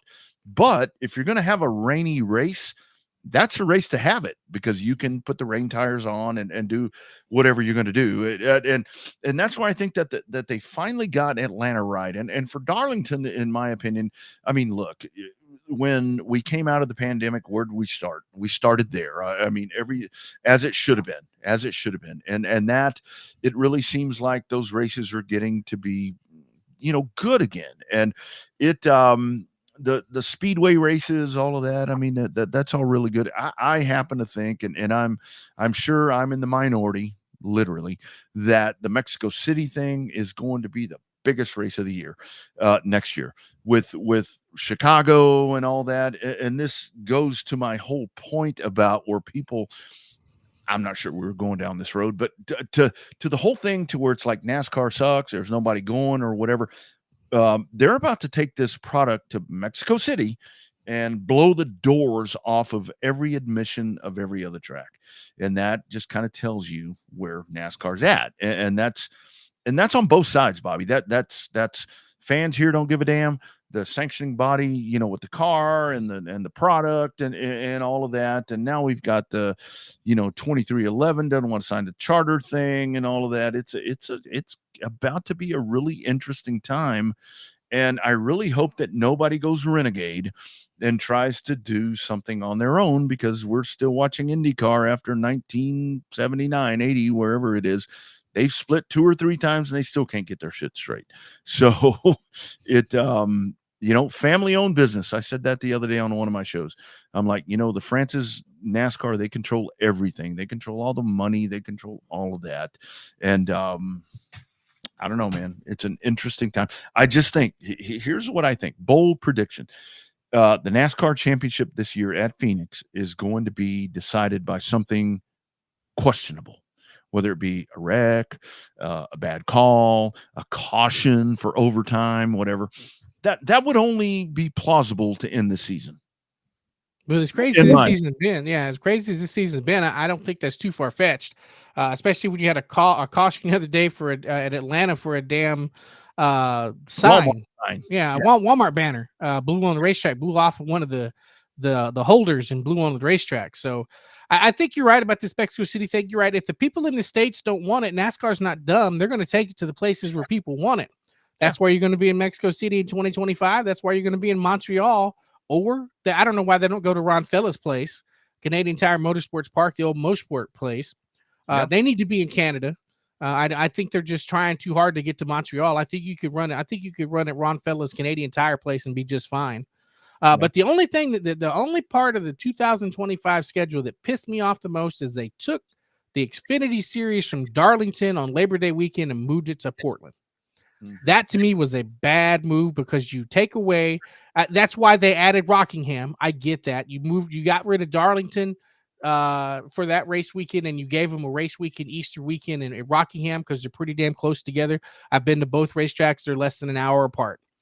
I get that, but I still think it's not a good thing to take away anything from Darlington on Labor Day weekend, whether it's trucks, Xfinity, or Cup cars. They learned that mistake. They made that mistake once when they moved Labor Day weekend to California, and then they saw how successful the Southern 500 was back on Labor Day weekend. So I was disappointed and a little pissed that they moved the Xfinity race from Labor Day weekend to Portland. But maybe I'll be wrong. Maybe it'll be the barn burner race of the year up there in the Xfinity Series. Well, but the whole thing is you got to get people there. I mean, it can be the best race of them all, but if there's nobody there, I mean, and the whole thing with Rockingham, I mean, we've seen this before. And what you're gonna run into right there with going back to Rockingham, and I don't know schedules for anybody else right now in North Carolina. But what's going to happen is you're probably going to have, short track. I mean, whether it be a Cars Tour event or whoever it may be that may be within proximity there. And they're going to draw the allure of whatever fans that may want to, they don't care about trucks or Xfinity. I mean, they want to go see that. And I think that's where and I honestly don't think, Bobby, that Cup fixes that either. I mean, because so many people are soured on that to where they'd rather go to a, Cars Tour. That's the only one that comes to mind. But for the Rockingham people, you've been asking for this. I mean, you're getting it right here. Go out there, like we say, show up and show out, and here's your chance, because I mean, this is like a broken record. This has been tried before. It's just somebody else that has put money into this track, reinvested, getting this thing going once again. And it's all up to the fans. It's all up to the fans. If you want that old school effect, I mean, you need to go there. You need to go there. If the race sucks, go there and be like, okay, well, it was neat being there. I love the nostalgia. And here's the other part. If you get another race, show up for that one too, because we see that one all the time. First race, yeah, San Antonio. Can't get in the place. Second race, ain't nobody there. Yeah, I think my grandmother lives 5 miles from Rockingham Speedway, just outside of Rockingham in a little town called Hamilton, North Carolina. Rockingham itself is not very big. It is a very tiny market. There's a reason why NASCAR left in the early 2000s when it was getting way, way too big. Yep. And they took it to other markets like Chicago and California and Texas and other places like that.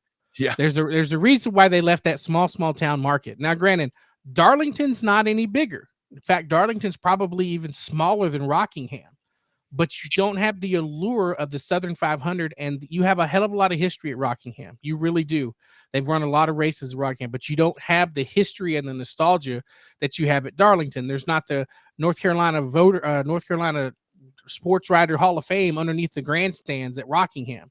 That Hall of Fame is underneath the grandstands at Darlington. So there's a hell of a lot more nostalgia there for Darlington, and they showed up and they showed out for those races. That's why there's 2 on the schedule.